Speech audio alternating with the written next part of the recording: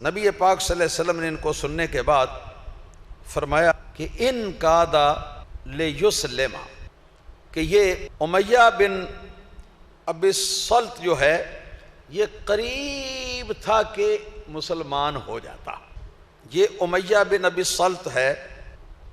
بنو ثقیف کے قبیلے سے ہے، اور جاہلیت کے زمانے کے شاعروں میں بہت بڑا شاعر ہے۔ اس نے رسول اللہ صلی اللہ علیہ وسلم کا زمانہ مبارک بھی پایا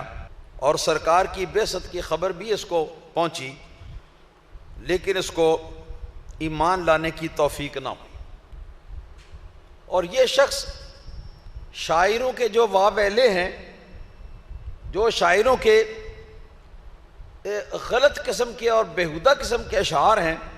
ان سے مکمل نفرت کرتا تھا، اور اپنے شعروں کے اندر صرف سچی باتیں جو ہیں وہ اپنے شعروں کے اندر یہ کہتا تھا، اور اخلاق والی باتیں یہ کہتا تھا، اللہ تعالیٰ کی توحید کی باتیں کہتا تھا، قیامت کا بیان کرتا تھا، اور حشر و نشر کا بیان کرتا تھا، اور اللہ تعالیٰ کی عبادت کی طرف لوگوں کو وہ بلاتا تھا اور لوگوں کو اس پر برانگیختہ کرتا تھا اپنے شعروں کے اندر۔ یہ ایسا شاعر تھا۔ نبی کریم صلی اللہ علیہ وسلم نے اس کے بارے میں یہ فرمایا کہ آمن لسانہ وکفر قلبہ، آپ نے فرمایا کہ اس کی زبان تو مومنانہ ہے مگر دل کافر ہے۔ یعنی جتنے شعر کہے ہیں اسلام کے مطابق کہے ہیں۔ اللہ تعالیٰ کی توحید کا یہ قائل تھا، تورات اور انجیل کو جاہلیت کے زمانے میں اس نے پڑھا ہوا تھا، یہ عالم تھا تورات و انجیل کا، اور سرکار کی تشریف آوری سے پہلے یہ تورات اور انجیل میں پڑھ کر جانتا تھا کہ نبی آخر الزمان صلی اللہ تعالیٰ علیہ وسلم دنیا میں ظہور فرمانے والے ہیں، اور اس کے دل کے اندر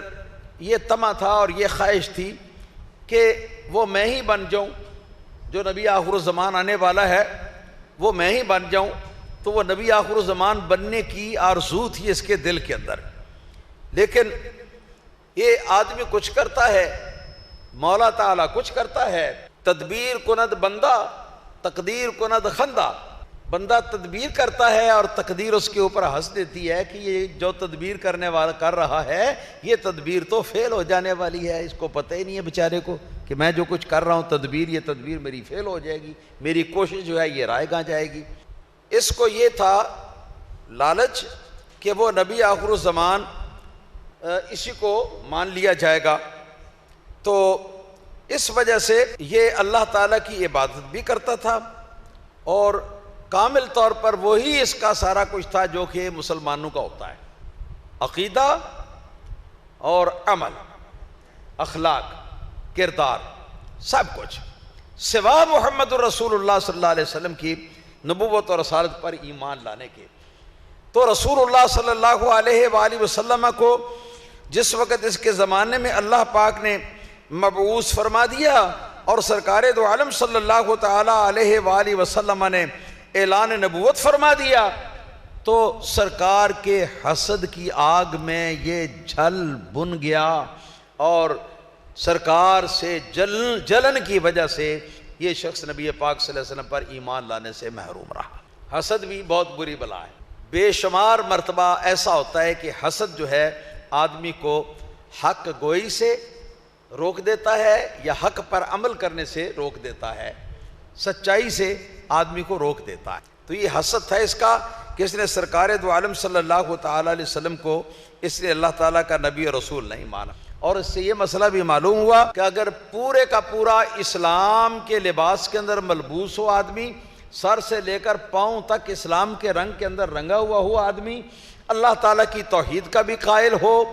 اور حشر و نشر کا بھی قائل ہو، قیامت کا بھی قائل ہو، جنت اور دوزخ کا بھی قائل ہو، اللہ تعالیٰ کی وحدانیت کا بھی قائل ہو، اللہ تعالیٰ کی عبادت کرنے والا بھی ہو، اللہ کی عبادت کی طرف لوگوں کو دعوت دینے والا بھی ہو، سچ بولتا ہو، جھوٹ سے گریز بھی کرتا ہو، خیانت بھی نہ کرتا ہو، چغلی بھی نہ کرتا ہو، اور نہ ہی وہ حرام کاری کرتا ہو، اس کے باوجود وہ اس وقت تک مومن نہیں ہو سکتا جب تک کہ سرکار محمد الرسول اللہ صلی اللہ علیہ وسلم کا کلمہ پڑھ کر سرکار کو اللہ تعالیٰ کا سچا رسول مان نہ لے۔ آپ نے سنا ہوگا کئی لوگوں نے پڑھا بھی ہوگا، اخبارات میں بھی ایسے واقعات آتے رہتے ہیں، میں اس لیے کہہ رہا ہوں، ورنہ تو کتابیں بھی ہیں چھپی ہوئی، ہندوؤں کی کتابیں چھپی ہوئی،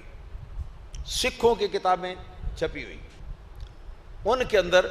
انہوں نے رسول اللہ صلی اللہ علیہ وآلہ وسلم کی آپ کی نعتیں لکھی ہیں،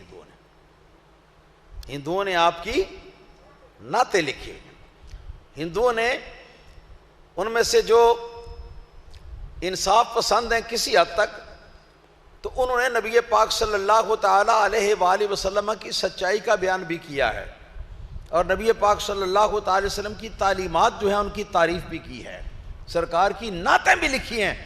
مگر اس کے باوجود وہ کافر کے کافر رہے۔ کیوں؟ اس لیے کہ ان کو رسول اللہ صلی اللہ علیہ وسلم کا کلمہ پڑھ کر آپ پر ایمان لانے کی توفیق حاصل نہ ہوئی۔ کتنے سکھ ہیں اس طرح کے، عیسائیوں میں کتنے ہیں اس طرح کے، یہود میں کتنے ہیں اس طرح کے، کہ باوجود سرکار کی نعتیں پڑھنے کے، سرکار کی شان میں مدح جو ہے وہ اس کے ساتھ گنگنانے کے، سرکار کی سیرت بیان کرنے کے، بلکہ ایک ہندو نے پوری کتاب اتنی موٹی لکھی ہے جس میں رسول اللہ صلی اللہ علیہ وسلم کی پیدائش سے لے کر سرکار دو عالم صلی اللہ علیہ وسلم کی وفات تک آپ کی ساری سیرت بیان کی ہے، اور نبی پاک صلی اللہ علیہ وسلم کا جو دین آپ لے کر آئے ہیں اس دین کو بھی شروع سے اخیر تک اختصار کے ساتھ بیان کیا ہے۔ مگر اس کے باوجود ایمان جو ہے ایک نور ہے جس کو اللہ تعالیٰ کسی بندے کے دل کے اندر پیدا فرماتا ہے، اور یہ پیدا کب فرماتا ہے؟ جس وقت اس کا تعلق جناب محمد الرسول اللہ صلی اللہ علیہ وسلم کے ساتھ فدویانہ ہو جائے، اور رسول اللہ صلی اللہ علیہ وسلم پر تعلق مومنانہ ہو جائے، اور رسول اللہ صلی اللہ علیہ وسلم کی جس وقت تصدیق کر دے تو رسول اللہ صلی اللہ تعالی علیہ وآلہ وسلم آپ کا جو نور نبوت ہے اس کی کرن جو ہے وہاں سے نکلتی ہے، اور نکل کر تو اس کے مومن کے دل پر اس کی کرن یا اس کی شعاع پڑتی ہے، اور اس کا دل جو ہے وہ اسلام کے لیے روشن ہو جاتا ہے، اس کو شرح صدر حاصل ہو جاتا ہے۔ اس کا نام ایمان ہے، باقی چیزوں کا نام ایمان نہیں ہے۔